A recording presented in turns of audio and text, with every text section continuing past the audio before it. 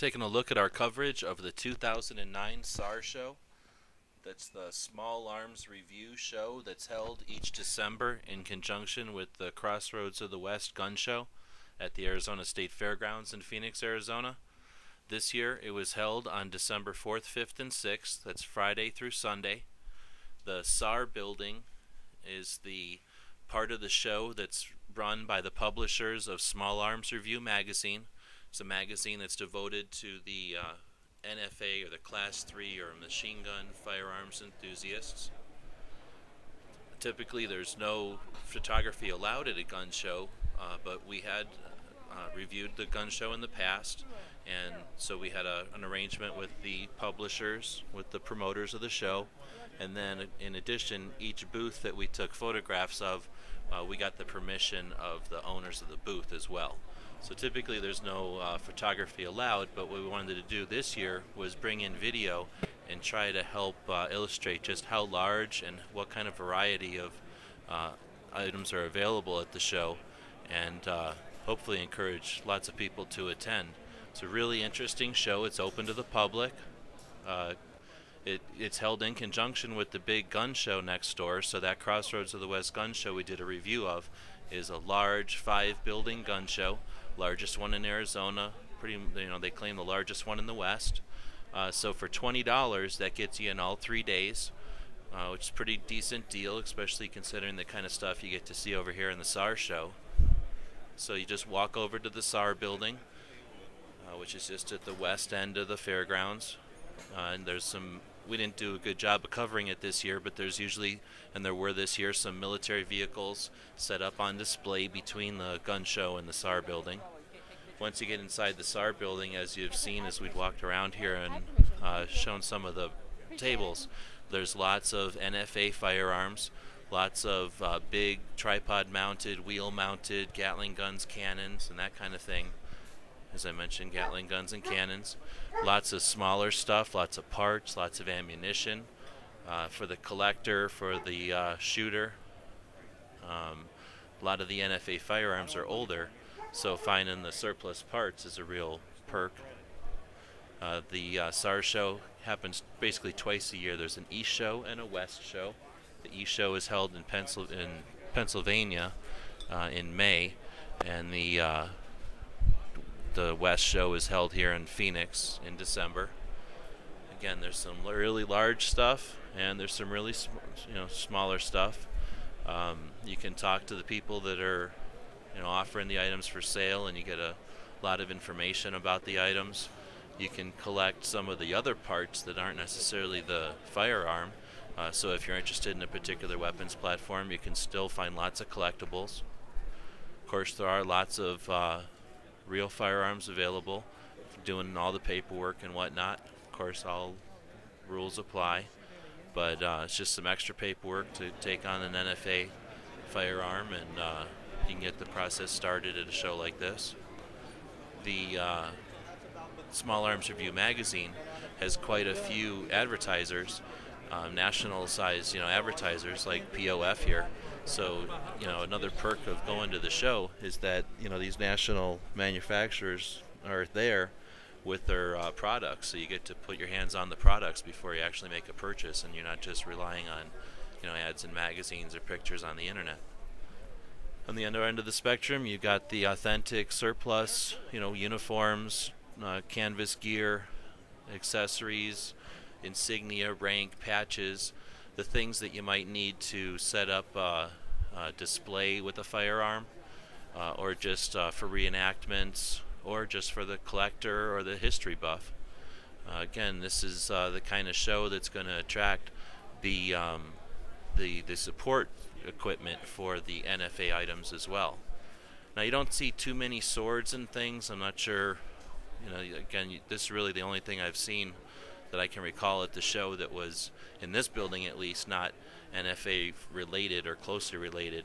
There's not going to be any beef jerky over here. There's no candles. There's nobody flying the electric helicopter or zapping the stun guns or anything. All that kind of stuff would be over in the 5 buildings of the big gun show next door. But in the SAR building, it's really just this NFA type of firearms. Now, if you are in an area of the country or the world where these kind of firearms aren't available to you, or if you're just in a situation where you can't afford these kind of firearms, highly encourage you to get a subscription to Small Arms Review magazine. You know, that magazine, the publishers are the ones that create this show, and you know, supporting the magazine is like supporting the community. So you're, you know, keeping this kind of event alive, even if you're not able to attend the event today. You know, keeping it alive for the future. You know, there's something to be said for that. And for the price of a subscription, it's definitely worth it. Not to mention, the magazine is a really great magazine. There's almost no advertisements, just gratuitous advertisements. There are sponsors that keep the magazine alive, but you know, they're not obnoxious, and the articles are great. They're concise. Again, the Small Arms Review was created by basically writers, people that, you know, wrote firearms reviews and whatnot for a living. So it really shows that it's a professional magazine, and it's definitely informative. And luckily, there's lots of back issues available. So if there is a weapons platform that you're a fan of, you can real easily do a lot of research with the back issues of Small Arms Review. Now, we've been whipping through some of the manufacturers, but you saw Mark Krebs, Mario from Piece of History, Volter, with the top AK-47 builders here in the U.S. We had Firing Line earlier, does the milled AK receivers. You got Sun Devil here, a Phoenix manufacturer that builds ARs, and they brought some of the different parts through the process of being built to kind of illustrate how they're built. They have some of the different color choices there available. You know, there's a big thing, being able to see the firearm in person is a lot better than, you know, just looking at a color swab on a catalog or on a website. So there's something to be said, again, for being able to lay hands on products like this. Saw the Arizona Citizens Defense League booth there. Not too much political stuff going on, but AZCDL does do a lot for firearms here in Arizona, so they have a presence at the show. Those were some 22 long rifle Gatling guns. Here's another one. Kind of scaled down versions of a real Gatling gun. I just wish the prices were scaled down. I think those were $15,000. Nodak Spud, hands down. I think just about everyone agrees. Best made AK-47 receivers, stamped AK-47 receivers in the U.S. right now. They're also making receivers for the AR that are sort of historic, replica type. And although they can't sell necessarily, you can at least get your hands on them, talk to the guys, and you know, see what model it might be right for your next build. You got some ordnance here, some different grenades sort of chopped up, training versions, and then just probably inert ordnance here. Really neat stuff. Talk to these guys. They have some really impressive AK collectibles and parts here. A lot of accessories, a lot of parts. You know, you see these things sometimes at a gun show, and it's always the same Romanian stuff. But this stuff here, you could take an afternoon going through really some interesting stuff. I'm a bayonet guy, so I started poking into this pile of bayonets here, and not one, but probably 3 or 4, you know, $200 bayonets in the pile. This is a nice little Russian, but look, I just picked up 2 of these tapered pommel bayonets. Unfortunately, these guys know what they're worth. Sometimes you go to a show like this and you find something like that, you know, a couple $100 collectible, where the guy doesn't know what it is, and you can sometimes get a real bargain. Again, lots of cannons. This stuff is actually stuff that shoots, but there's also, you know, inert, like display items like here.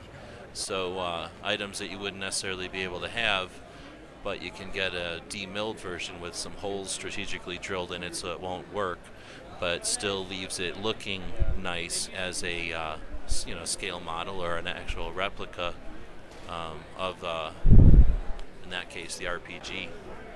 Again, some of the bigger names that show up at the show, like Century here, and nothing like, if you're a collector, being able to dig through a bag of parts that you're looking for to find that variation that you want. Again, they had their new AK.